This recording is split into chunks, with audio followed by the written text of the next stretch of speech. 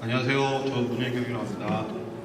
제가 구글아이오 참석해서 봤던 프로그래시 웹앱에 관련된 기술들을 여러분들 소개시키는 자리를 마련했습니다. 먼저 이제 프로그래시 웹앱 자체에 이렇게 익숙하지 않은 분들이 계셔서 제가 빠르게 프로그래시 웹앱이 뭔지, 이제 어떤 의미를 가지고 있는지, 혹은 어떤 전략으로 만들어야 되는지 그런 것들에 대해서 좀 잠깐 빠르게 설명해드리고, 그 다음에 구글 아이오 2016에서 본 내용들을 제가 다시 웹업하는 시간을 갖도록 하겠습니다. 먼저 이제 프로그래시 웹앱은 처음에 이제 알렉스 러셀이라는 홈팀에서 만든 용어입니다. 한마디로 정리를 하면 이제 프로그래시 인핸스먼트 개발 통해서 점차적으로 앱처럼 돼간다는 뜻입니다. 이게 무슨 뜻인지 제가 점차 잘 설명을 드릴 텐데요. 일단 문제는 이제 프로그래시 인핸스먼트에 대한 약간의 지식이 있어야 됩니다. 프로그래시 인핸스먼트는 이제 2003년도에 이제 소개된 이제 웹의 디자인 전략인데요.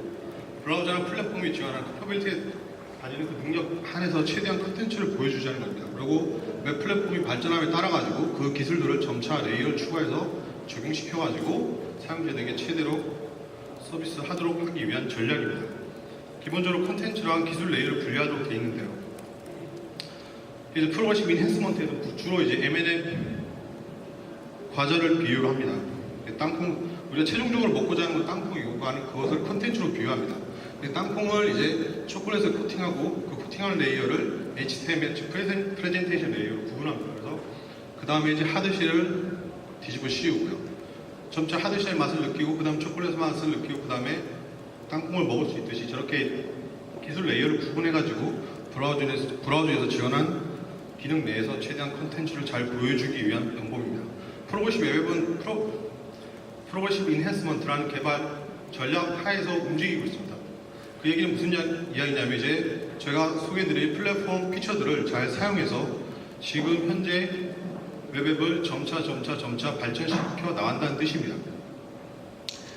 여기까지가 이게 저희가 알고 있는 이제 웹앱이죠. 여기다가 이제 클라이언트 사이드 스크립트에서 AJAX로 데이터를 호출하고 싱글 페이지 앱 만드는 딱 여기까지가, 여기부터 이제 프로그래시 웹앱을 만드는 출발점입니다. 거기서 이제 제가 소개시켜드릴 기술들을 점차 적용시켜서 점차 네이티브 앱처럼 동작하도록 만드는 것이 프로그래시 웹앱의 정의입니다. 아까 러셀이 그 블로그에서 설명한 말을 따라, 시나리오를 따라서 실제적으로 어떻게 동작하는지 보겠습니다. 처음에 저희 웹은 이렇게 서치를 통해서 탭 내에서 앱이 실행됩니다. 아직까지는 이제 그렇게 다른 장점은 없죠. 하지만 이제 프로그래시 웹이 적용된 앱을 실행시키게 되면 당연히 프로그래시 웹앱은 HTTP에서 돌아야 되고 리스폰스 디자인은 당연히 적용해야 됩니다. 그 다음에 서비스 워커를 통해서 심지어 오프라인에서도 동작을 해야 됩니다. 그 다음에 푸시 메시지를 통해서 사용자들이 다시 리인게이지 할 수 있도록 기능들을 제공해야 됩니다. 다음에는 이제 자주 방문하는 충성도 높은 사용자의 경우에 홈스크린에 아이콘을 등록할 수 있도록 프롬프트하고, 그 다음에 홈스크린에서 앱을 실행시켜서 스플래시 윈도우 그리고 빠른 인스턴트 로딩을 지원하도록 해야 됩니다. 이제 시작된 웹 어플리케이션은 이제 탭에서 벗어나서 실제로 다른 네이티브 앱과 구분 없이 동작하게 됩니다. 이것이 이제 프로그래시브 웹이 현재 목표하는 바입니다. 아까 그 피너스 기억하시죠? 거기서 AJAX를 통해서 싱글 웹페이지 앱을 만든 상태에서 저런 서비스 워커라든지 푸시 노티피케이션이라든지 그 다음에 저런 웹 매니페스트를 통해서 스프레시 윈도우나 애드 투 홈스크린을 지원해서 저렇게 앱 점차 앱처럼 변해간다는 것이 그 말의 정의가 되겠습니다. 이제 프로그래시 웹 정의에 대해서 빠르게 훑어봤고요. 그 다음에 제가 이제 구글아이에서 본 내용들을 이제 좀 기술들을 소개해 드릴 텐데요. 이 기술들은 사실 제가 본 것들이랑 비디오랑 그렇게 차이가 나지 않기 때문에 이제 비디오 스크린샷을 통해 가지고 설명을 드릴 것입니다. 일단 제 소개를 이제 드리면 저는 문현경이고요. 지금 올해부터 구글 데벨로퍼 익스퍼트로 활동을 하고 있습니다. 그래서 그걸 초대받아서 구글 아이를 갔다 오게 됐고요. 그 다음에 이제 한국 오픈소스 프론티어라는 데서 노드 관련 프로젝트로 이제 활동을 하고 있습니다. 일단 모바일 얘기를 안 할 수가 없습니다. 왜 우리가 프로식 웹을 만들어야 되고 모바일 원리를 지향해야 되는지도 잠깐 설명드릴게요. 이제 지난 4월에 모바일 원리로 원 10억 월간 사용자가 넘었습니다. 모바일 크롭 같은 경우요. 또 다른 1 빌리언 앱이 됐고요. 실제로 이머징 마켓에서는 10억 명 이상의 사용자들이 현재 인터넷을 사용하지 못하고 있습니다. 특히 인도의 경우에는 65% 인구가 아직 인터넷을 사용하지 못하고 있고요. 그리고 제가 아이오에서 가장 놀랐던 점은 이제 들은 얘기 중에서는 이런 이머징 마켓이나 인도에서 모바일 폰을 처음 구입하는 사용자들은 그들이 첫 컴퓨터라는 것입니다. 그 얘기는 랩탑도 없고 저희가 갖고 있는 PC들도 없습니다. 그들이 지금 모바일 폰을 접속한 인터넷은 그 사람들이 인생에서 처음 겪는 컴퓨팅이고 그다음 인터넷이라는 겁니다. 그 사람들에게는 모바일이 그냥 컴퓨팅입니다. 인도의 경우 작년 유입자만 1억 명 이상입니다. 인터넷 사용자가. 그건 중국의 10배에 달하고요. 하지만 문제는 인도에는 그렇게 아시다시피 여건이 좋지 않습니다. 그래서 저희처럼 이렇게 IT 인프라가 발전한 것처럼 이렇게 좋은 사양의 모바일 폰을 쓰지 못하고요. 전 세계적으로 이제 2G 네트워크가 60%를 아직 차지하고 있습니다. 좀 더 경제적인 얘기를 해보면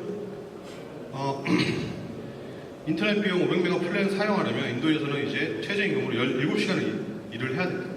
그만큼 데이터의 값어치가 크고요. 실제로 네트워크 조사한 바에 따르면 저희가 LTE 쓴다고 해도 그 풀스피드를 항상 언제든지 누릴 수 있는 건 아닙니다. 가장 안 좋은 점은 이제 아카바트가 정의한 와이파이 환경입니다. 저희도 이건 굉장히 많이 겪죠. 버스 중에서 사에 와이파이를 쓴다는 건 거의 기적에 가깝습니다. 왜냐면 이제 버스들이 다 갖고 있으니까 어느 와이파이가 실제 내가 커넥션이 된 거고 버스가 지나가면 실제 데이터가 오지도 않죠. 상위 모바일 앱이랑 상위 모바일 웹의 월간 방문자 숫자입니다. 약간 2.5배 더 높죠. 저희가 예상하는 것보다 모바일 웹은 굉장히 많이 성장하고 있습니다.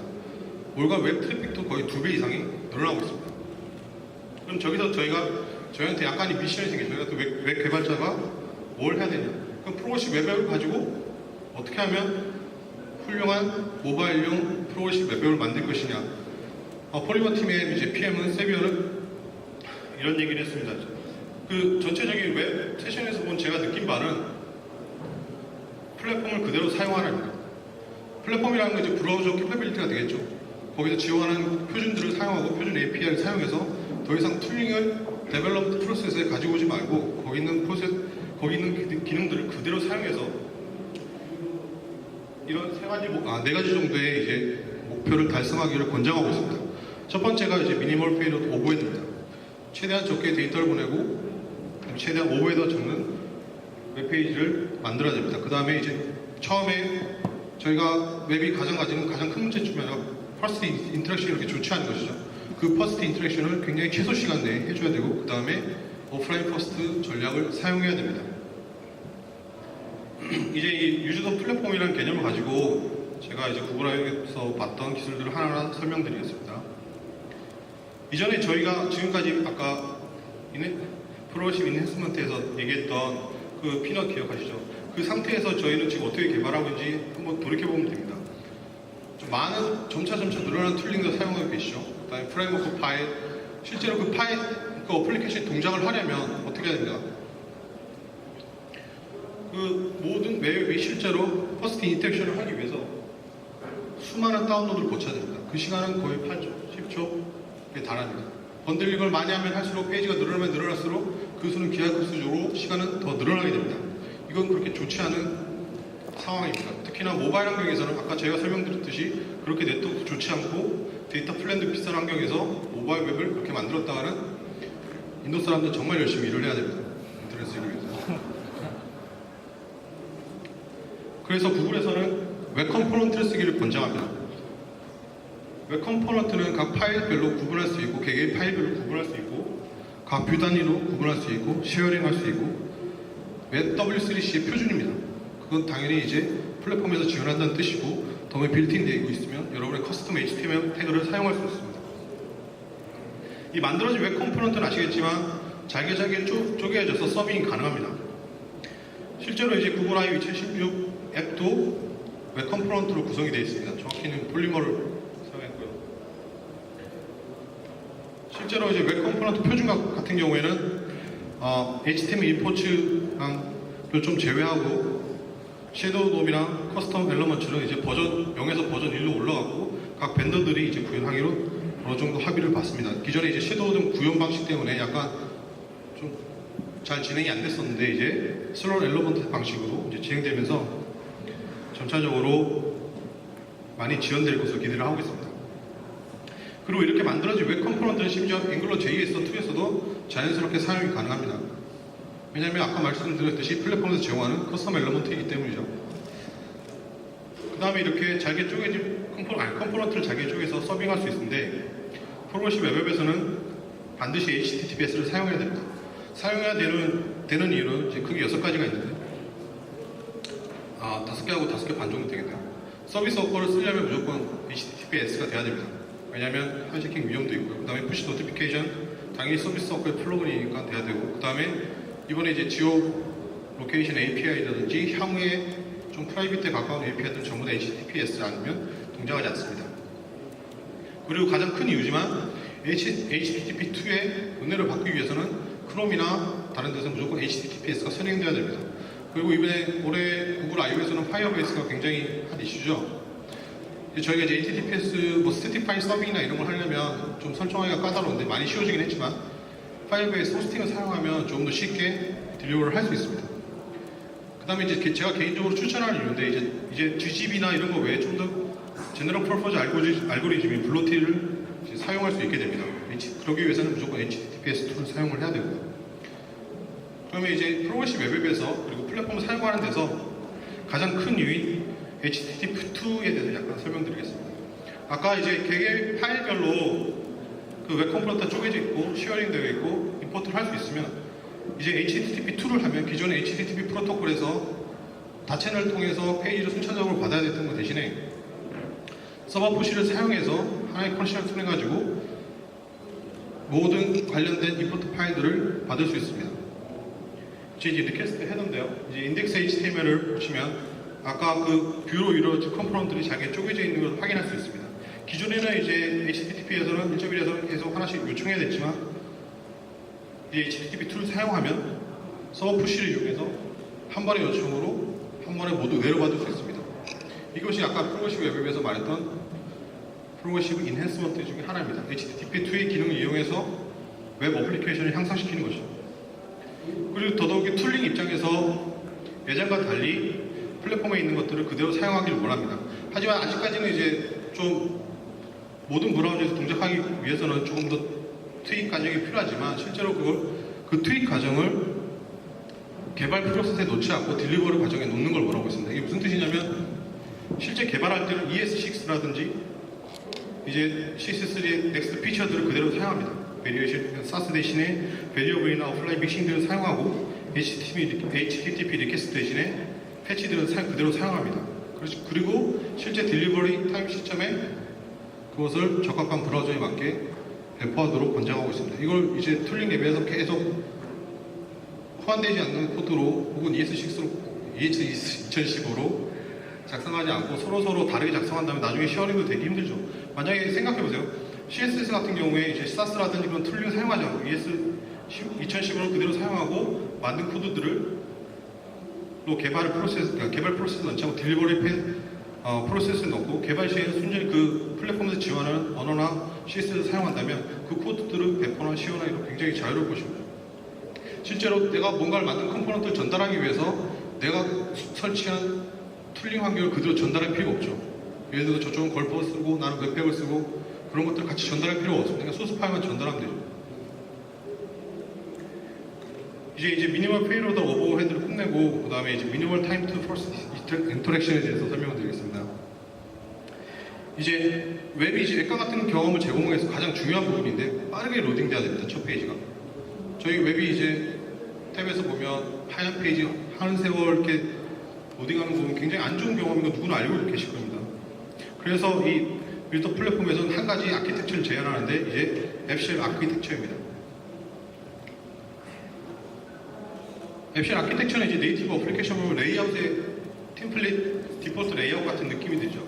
이런 디폴트 레이아웃을 제공하고 먼저 이 디폴트 레이아웃 앱쉘을 로딩 시킨 다음에 그 다음에 컨텐츠를 불러오는 방식으로 사용하도록 권고하고 있습니다. 그래서 굉장히 빠른 로딩 경험, 그 다음에 이후에 서비스 워커를 이용해서 캐시를 한 다음에 마치 네이티브 앱이 설치되어 있는 것처럼 캐시에서 앱쉘을 먼저 불러드리고 사용자에게 보여준 다음에 그 다음에 콘텐츠를 불러드리는 아키텍처를 사용하도록 권장하고 있습니다. 이제 구글 I/O에서는 이 앱쉘도에 대해서 퍼포먼스인 레일에 대해서 좀 강조를 했고요. 기존의 이제 레일 같은 경우에는 캐시가 지원하지 않는 경우에는 로딩 이슈가 굉장히 컸습니다. 퍼스널 인터랙션에서 로딩이 굉장히 빨라야 되고 JS 파일 죽여야 되고 뭐 GZP해야 되고 이런 것들을 많이 했어야 되는데 이제 캐시가 지원되는 환경이 되면 로딩보다는 레이에서 리스폰스라든지 애니메이션에 더 중점을 두라고 일단 권고를 하고 있습니다.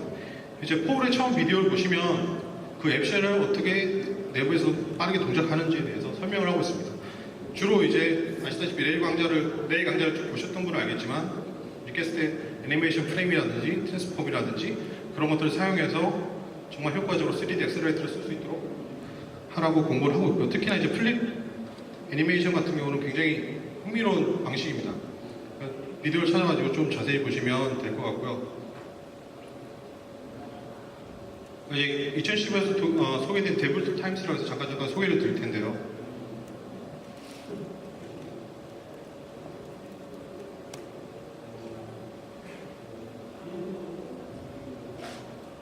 이번에 같은 경우는 이제 데블투스에서 타임라인에 굉장히 많은 게 추가됐습니다. 그래서 리스폰스라든지 페이지 로딩 타임 이런 것들이 다 분리가 됐고요. 스크린 캡처를 통해서 실제로 어떻게 동작하는지 알 수 있고 바텀업 UI를 통해 가지고 실제로 어떤 것들이 많이 먹게 되는지 다 알 수 있게 됐습니다. 그래서 한번 다시 측정을 해볼게요.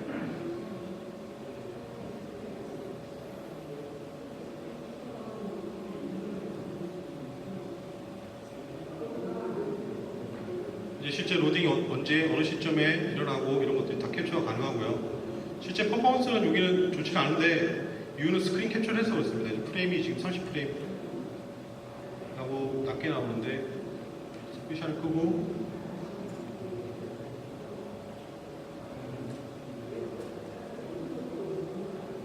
다시 할게요.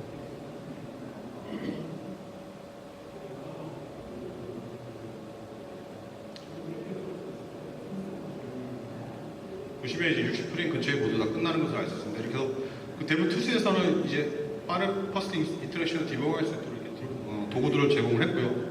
특히나 여기 보시면 CPU 슬로팅을 이용해가지고 실제로 컨디션이 안 좋은 상황에서 퍼포먼스가 어떻게 나오는지 이런 것들을 다 측정할 수 있습니다. 슬라이드로 들어가겠습니다. 이제 폴리머에서는 저 앱쉘을 저희가 다 만들어야 되는 게 너무 귀찮죠. 그래서 폴리머에서는 앱 레이아웃이라는 것을 제공합니다. 앱 레이아웃은 이제 여러 가지 패턴화된 앱쉘 템플릿이라고 보면 될 것 같고요. 이제 폴리머를 쓰면 저렇게 헤더, 페이지 아이콘 버튼을 이용해서 저런 UI들 구현 가능합니다. 이제 폴리머에서는 이제 폴리머 CLI 2를 제공했고요. 간단한 저런 명령만으로 오른쪽에 보이는 저 화면에 앱쉘 UI를 그대로 적용시킬 수 있습니다. 해보시고요. 앵글러에서도 이제 모바일 툴킷이라는 걸 제공해서 앱쉘 UI를 만들 수 있습니다. 저렇게 모바일이라는 옵션을 주면 되고요. 실제로 보시면 이제 빌드 스텝 중에 이제 앱쉘 빌드가 있습니다. 이제 앵글러 JS2에서는 특이한 게 뭐냐면 저런 디렉티브가 있는데 이제 전부 다 엔타이어 로딩 됐을 때 보여질 컴포넌트, 아닌 경우 컴포넌트 이런 것들을 디렉티브로 딱 동기적으로 조정할 수 있습니다. 그래서 저 같은 경우는 이게 굉장히 인상적이었고요. 그 다음에 이제 앱쉘을 사용해가지고 여러분의 앱을 네이티브 앱과 비슷한 레이아웃, 그 다음에 앱과 같은 레이아웃 구성했으면 이제 실제로 오프라인에서 빨리 돌려야 되죠. 이제 그래서 나온 것이 웹표 중 하나인 서비스 워커입니다. 서비스 워커는 이제 프로모션 웹의 가장 중추적인 역할을 하고 있습니다. 서비스 워커는 이제 오프라인 다음요소를 죽이기 위해서 나왔죠. 이제 더 이상 오프라인 다음요소는 나오지 말아야 됩니다. 이 서비스 워커는 이제 백그라운드에서 돌아가는 자바스크립트입니다. 전부 다 프로그래밍이 가능하고 여러분의 네트워크 플로우를 전체적으로 컨트롤할 수 있습니다. 그 다음에 게다가 인덱스 DB를 접근 가능해서 실제로 패치된 데이터나 혹은 받은 데이터를 저장할 수 있습니다. 그 다음에 플러그인스가 있는데 플러그인스는 아까 드렸던 푸시 노티피케이션을 서비스 워크에서 사용할 수 있습니다. 이 서비스 워크 같은 경우는 이제 라이프 사이클이 있습니다. 실제로 스크립트를 만든 다음에 여러분들이 웹페이지가 처음 로딩되면 인스톨 과정 거치고 그 다음에 실제로 서비스 워크가 인스톨 되고 나서 액티베이트 과정을 거칩니다. 그리고 아이돌 환경에 있다가 푸시 메시지나 패치 혹은 싱크 이런 이벤트들이 생겼을 때 심지어 이제 크롬 브라우저가 닫힌 상태에서도 백그라운드에서 해당 앱을 위해서 동작을 합니다. 그래서 이 서비스 오퍼에 대해서 간단히 잠깐 설명을 드릴게요. 이제 서비스 오퍼를 통해서 이제 캐시나 혹은 네트워크 서비스를 컨트롤할 수 있습니다. 이제 패치 이벤트가 생기면 그때 그 요청을 실제로 웹에서 요청할 것인지 포워딩 시킬 것인지 아니면 캐시에서 불러드릴 것인지 결정할 수 있고요. 싱크는 오프라인 상태에서 웹이 동작하고 있다가 데이터를 저장해야 되는 경우 일단 캐시에서 저장하고 이후에 캐너시를 다시 얻게 되면 웹서버로 다시 요청이 전달됩니다. 푸시 노티피케이션은 전체적으로 서비스 오퍼에서 관장을 하고 있고요. 서브스크립션이나 언서브스크립션 그 다음에 실제로 노티피케이션을 받고 이런 것들을 모두 보여주고 이런 것들을 전부 다 서비스 오퍼에서 할 수 있습니다. 이제 구글에서는 이제 구글 아이오에서 그런 것들이 너무 복잡한 과정 스크립트 긴 게 있으니까 그런 것들을 간소화시켜주는 툴을 공개했고요. 그리고 이제 소프트웨어 툴박스, 서비스 워커 툴박스입니다. 서비스 워커 툴박스는 이제 그 워커스 스크립트다 보니까 이제 스크립트가 되죠. 그 다음에 이제 프리캐시할 패스를 정할 수 있고요. 그 다음에 특정 라우터를 캐시할 것인지 아닌지 어떤 전략을 통해서 캐시할 것인지 이런 것들을 정의할 수 있습니다. 이 툴박스에서 라우터에서 정의하는 전략은 보통 5가지인데요. 저기 코드의 맨 오른쪽 아규먼트를 보시면 페이티스트는 캐시 네트워크 동시에 요청이 패러럴하게 진행돼서 어느 한쪽에서 먼저 오는 쪽을 사용하는 거고요. 네트워크 퍼스트는 당연히 네트워크 먼저 오고 그 다음에 캐시 퍼스트 먼저 캐시를 먼저 확인하고 그 다음에 없으면 네트워크 요청을 하고요. 캐시 온리는 무조건 캐시에서 불러드릴 수 있고요. 그 다음에 네트워크 온리는 이제 네트워크에서 사용합니다. 그 다음에 이제 타임아웃 세컨드를 사용할 수 있고요. 그 다음에 빌드 타임에서 사용할 수 있는 툴인데 이제 소프트웨어 프리캐시라고 있습니다. 이제 빌드 타임이나 걸프나 그런트 같은 빌드 툴링을 이용해서 만약에 이 파일들 특히나 앱쉘이라든지 오프라인 페이지가 되겠죠. 그런 것들을 이제 미리 거기는 이제 라우터 쓸 필요 없이 바로 무조건 빌드 타임에 저장을 해야 되니까 캐시를 해야 되니까 그런 것들을 이제 사용할 때 소프트웨어 프리캐시를 사용하시면 됩니다. 이제 노드 패키지를 설정해서 저렇게 스크립트를 사용할 수도 있고 그 다음에 CLR도 사용할 수 있습니다. 그 다음에 서비스 워커를 위해서 소개드릴 툴은 이제 이 서비스 워커나 프로모션 웹앱으로 작성된 내 앱이 얼마나 잘 동작하는지 검사할 수 있는 그런 환경이 있으면 좋겠죠. 그래서 이제 크롬 팀에서는 라이트하우스라는 도구를 만들었습니다. 이제 이거는 노드나 이런 CLL도 사용하고요. 그 다음에 익스텐션으로도 사용할 수 있습니다. 데모를 잠깐 보여드릴게요.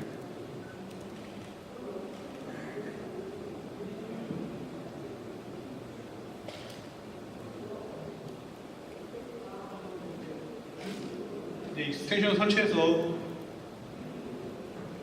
레포트를 작성하고 누르면 실제로 크롬 디버거를 연결해서 모든 환경 조건들을 테스트합니다.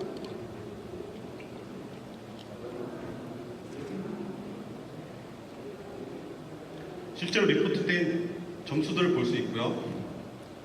확대를 좀 해볼게요. 저 오프라인 지원됐는지, 페이지 로드 퍼포먼스는 어땠는지, 프로모션이랑 인센스 됐는지 이런 것들을 요소들을 전부 다 체킹을 해서 리포트를 만들어줍니다. 그래서 서비스 워커가 제대로 동작을 하는지, 인스톨이 됐는지, 액티베이트가 됐는지 그런 것들을 확인할 수 있는 툴이니 여러분 이제 개발하실 때 쓰시면 될 것 같습니다. 이제 노드에서 사용할 수 있고요. 이제 서비스 워커도 이제 디버깅 툴에서 잘 볼 수 있도록 지원을 합니다. 다시 데브 툴스 타임입니다. 원래 여기다 소리를 좀 넣고 싶었는데 시간이 없어서.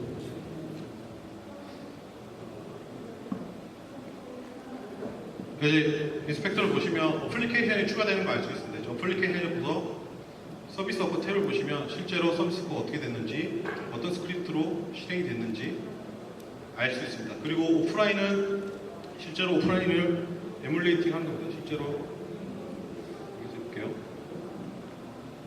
캐시에서 데이터를 불러드리도록 한다든지, 그 다음에 또 하나로 바이패스 네트워크 같은 경우 네트워크에 통해서 직접적으로 데이터를 갖고 오는 방식입니다. 한번 와이파이 한번 꺼볼게요.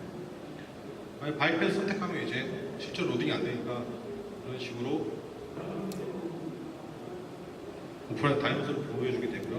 오프라인 체크하면 실제 캐시에서 불러오는 동작을 에뮬레이트 하게 됩니다.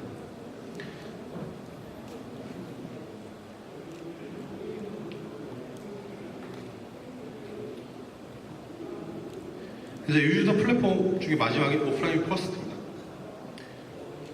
이제 HTTPS나 앱쉘이라든지 그다음에 레이스 퍼포먼스 이런 것들, 클립 애니메이션 이런 것들 적용해서 앱쉘 애플리케이션이 빠르게 로딩됐다면 이제 이 어플리케이션은 항상 오프라인 퍼스트 전략을 사용해야 됩니다. 그 의미는 네트워크가 연결되어 있다고 혹은 사용자가 연결되어 있는 상태에서 웹앱을 호출하는 게 아니라 언제 어느 열악한 환경에서 동작하고 있다는 것을 산정하고 웹 어플리케이션을 만들어야 됩니다. 맨 처음에 해야 될 게 이제 오프라인 핸들링입니다. 먼저 동영상을 보시고 그 다음에 코드를 보도록 하겠습니다. 실제로 이제 오프라인 환경에서 어떻게 되는지 왼쪽에 이제 에러 핸들링 한 경우와 아닌 경우 UX에서 상당히 차이가 나는 걸 알 수 있습니다. 이제 이 모든 것은 서비스 워크, 아까 앞에서 말씀드린 서비스 워크에서 프로그래밍 가능하게 모든 환경을 조건들을 조정할 수 있습니다. 그래서 인스톨 과정을 거치고 나서 버전을 열고 그 다음에 오프라인 페이지와 스타일 페이지를 캐시를 시킵니다. 실제 패치 이벤트가 오고요. 만약에 패치 과정에서 입세션이나 스케치 환경에 들어가서 내비게이터 상태면 실제로 에러 페이지를 보여주는 코드가 됩니다. 다음은 이제 캐시입니다. 캐시는 말 그대로 아까 오프라인에서 보여줘야 될 파일들 이런 것들을 미리 캐시해놨다가 오프라인에서 보여주고 사용자가 이게 실제로 오프라인인지 온인지 별로 의식 없이 웹을 잘 사용할 수 있도록 만들어주는 기술입니다. 먼저 동영상 보실게요. 이 기술이 적용되면 온라인에서 일단 앱캐시를 빠르게 불러들일 수 있습니다. 앱 같은 경우는 아까 말했던 앱쉘이 오프라인 저장하고 있다가 빠르게 로딩이 되는 겁니다. 같은 온라인 상태에서 훨씬 빠른 걸 알 수 있죠. 그 다음 오프라인입니다. 오프라인에서는 스프레시 윈도우가 뜨고 실제 데이터가 없으니 에러 페이지를 보여줍니다. 아까 말했던 라이파이 환경입니다. 라이파이 환경에서 스프레시 윈도우 보여주고 일정 시간이 지나면 빈 페이지를 보여줍니다. 오른쪽에서 하염없이 기다리는 유저 익스피리언스가 굉장히 많이 차이가 나는 걸 볼 수 있습니다.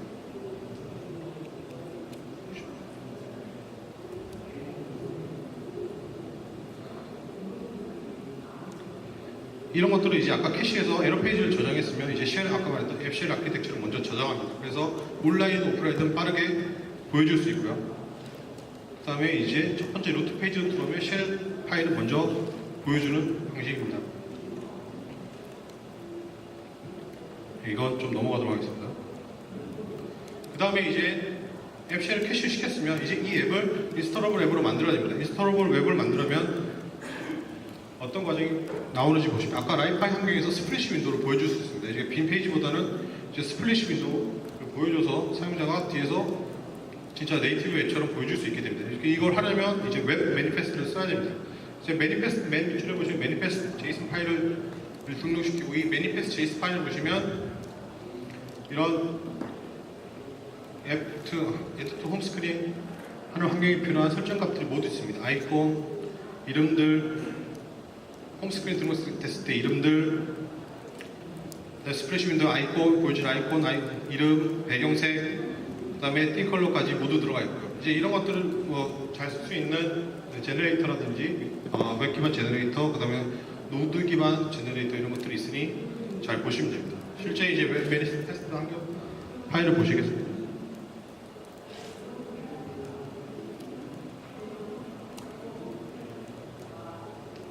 똑같이 매니페스트 환경을 보시면 아이콘들이 뭐가 설정이 되어 있고 실제 값들은 뭐고 스타트 URL은 뭐고 어떤 것들을 다 확인할 수 있습니다.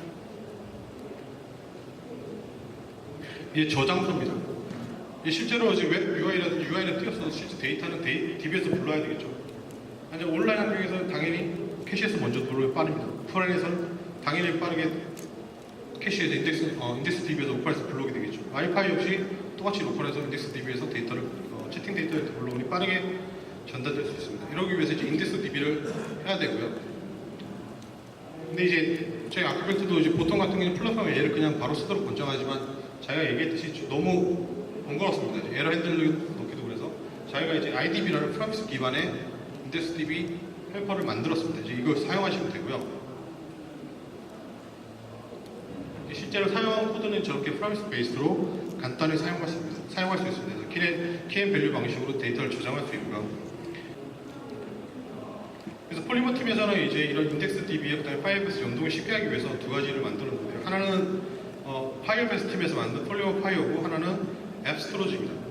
이걸 이제 폴리머 팀에서 만들었고요. 앱스토로지가 이제 인덱스 DB를 사용해서 이제 그 데이터 소스를 연결하면 이제 파이어베이스라든지 혹은 포치DB 이런 쪽으로 동기화시킬 수 있는 베이스 엘리먼트가 됩니다. 그래서 이제 폴리머 파일을 사용하는 경우에 이제 인덱스 DB를 리드온리 미러로 사용해가지고 오프라인은 이제 인덱스 DB에서 바로 불러오면서 데이터를 표현하고요. 그 다음에 나중에 데이터를 싱크하는 방식으로 동작하는 엘리먼트입니다. 그래서 찾아보시면 됩니다.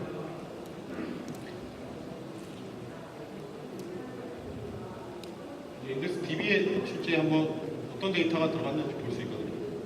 데브툴스에서 똑같이 어플리케이션에서 인덱스 DB 밑에 책 데이터 들어가시면 이런 식으로 어떤 데이터들이 들어가 있는지 스토리지에 있는지 이제 다 볼 수가 있어요. 좀 덥네요. 이제 서비스 워크에서 싱크입니다. 싱크는 이제 최근 몇 달 사이에 소개된 기능인데요.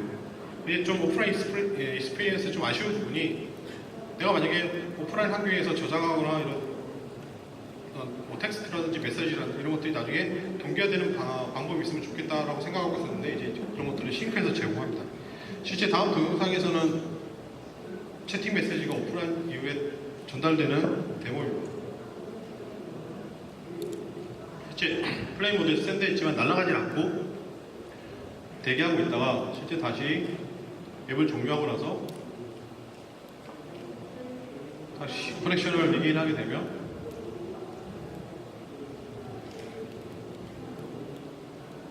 왼쪽 창에 싱크 이벤트가 발생해서 실제 데이터가 다시 날아가는 걸 확인할 수 있습니다. 그 코드는 이제 똑같이 서비스 워커를 사용할 수 있고 서비스 워커와 그 다음에 유저 컨텍스트의 스크립트는 이제 메시지로 전달하게 됩니다. 그래서 첫 번째 코드 페이지 JS에서 send 메시지라는 싱크 메시지를 레지스터하는 코드가 보이시고요. 그 다음에 그 밑에 이제 서비스 워커 코드에서는 싱크 이벤트가 발생해서 실제로 아웃 오브 박스에서 데이터를 꺼낸 다음에 오프라인이면 대기하고 있다가 나중에 데이터 리게인 되면 보내주고 혹은 지금 만약 온라인 상태면 바로 스테이트 포워드하게 전달해주고 이제 마지막으로 이제 웹푸시입니다.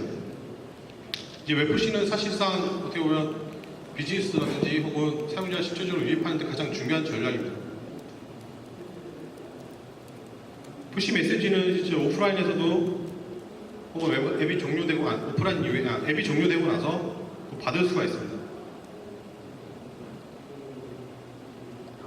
다시 채팅 앱으로 들어가게 되죠.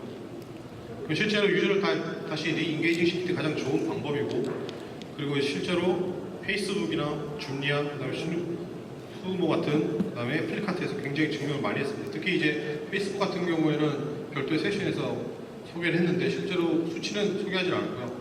그렇지만 이제 굉장히 데스크탑이나 모바일에서 굉장히 효과가 많았다고 얘기를 하고 있습니다. 이제 그걸 사용하려면 이전에 GCM 이제를 안드로이드나 혹은 네이티브 웹에서만 사용했던 GCM을 사용해야 되는데 이제 파이어베이스가 나오면서 이제 그 이름이 바뀌었습니다. 파이어베이스 자체 인프라로 놓고 사용하려고 그런지 이름이 GCM에서 FCM으로 바뀌었고요. 그래서 이제 FCM에 등록을 하셔가지고 사용하시면 됩니다. 이제 앱 서버는 여러분이 구축해야 되는 서버고 프로토콜은 XMPP까지 지원합니다. 그 메시지를 통해 가지고 실제 푸시 메시지를 전달할 수 있고요. 그걸 어떻게 하는지 방법에 대해서 잠깐, 그다음에 플로우에 대해서 잠깐 설명드리겠습니다. 이제 크롬 같은 경우 지금 웹푸시라는 프로토콜이 지원하지 않아서 이제 좀 약간 추가 작업을 해야 됩니다. GCM 샌더 아이디를 추가시켜줘야 되고요. 그다음에 이제 먼저 서브스크립션과 시퀀스에 대해서 알아보겠습니다. 서비스 워커에서 모두 실행된다고 했잖아요. 서비스 워커에서 일단 푸시 서버 쪽으로 서브스크립션 전달하고 그 결과를 받을 수 있습니다. 그렇게 먼저 서브스크립션을 확인하고 그 다음에 푸시 매니저에게 서브스크립션 해서 그 결과를 확인하고 나서 그다음에 실제로 다시 서브스크라이브를 합니다. 그럼 실제로 이런 JSON 데이터가 들어오고요. 엔드 포인트라는 건 이제 실제 어떤 유저한테 보낼 때 사용하는 것이고 그 다음에 키는 나중에 메시지를 암호화할 때 쓰는 키입니다. 예, 언서브스크라이브이 나중에 가능하고요. 이제 받은 키를 웹 서버에 저장한 다음 이후에 노티피케이션 할 때 보낼 때 사용하게 됩니다. 푸시를 이용해서 이제 메시지와 키를 압축해서 보내게 되는데요. 이제 메시지는 이제 노데이터 티끌에서 노데이터가 있고 실제로 이제 페이로드가 있는 제이슨으로 넘어가는 데이터가 있습니다. 암호는 모든 메시지는 당연히 암호가 돼야 되고요. 아까 주어진 키를 통해서 암호화를 하시면 됩니다. 실제 이제 푸시 서버에서 그 엔드포인트를 이용해서 암호화된 메시지를 전달하면 푸시 서버는 해당 디바이스로 가게 되고, 그럼 이제 서비스 워커는 아이들 상태에 있다가 웨이크가 돼서 노티피케이션을 보여주게 됩니다.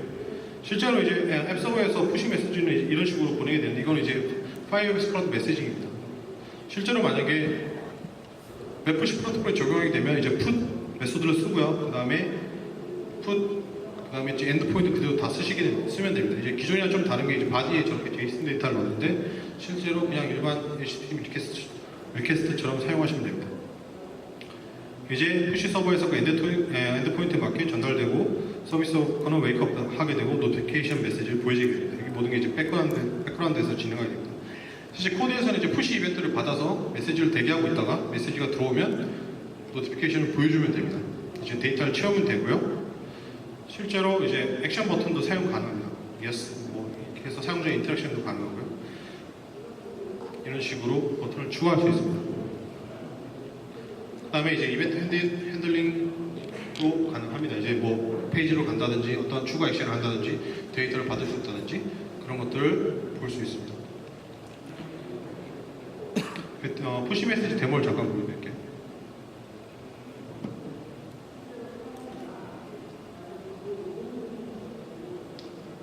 이건 이제 크롬팀에서 만든 샘플 앱입니다. 받으신 다음에 이제 걸프로 빌드라고 데이브 하신 다음에 이네이블 시키고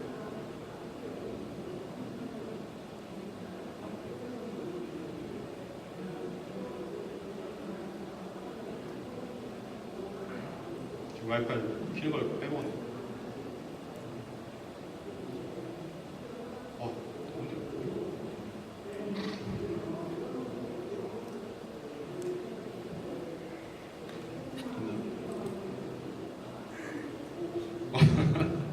망했는데?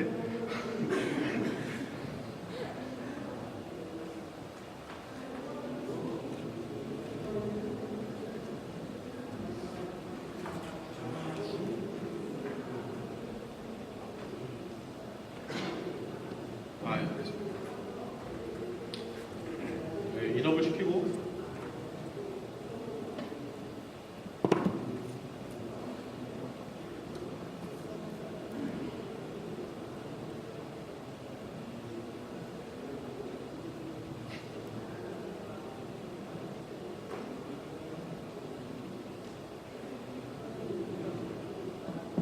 이게 푸시가 왔어요. 안 보입니다. 스크린이 달라서 저를 믿으시고 이거 어떻게 해야 되지? 왔어요. 슬라이드 들어와요. 차라리 아까는 그냥 돌아갈 걸 그랬어요.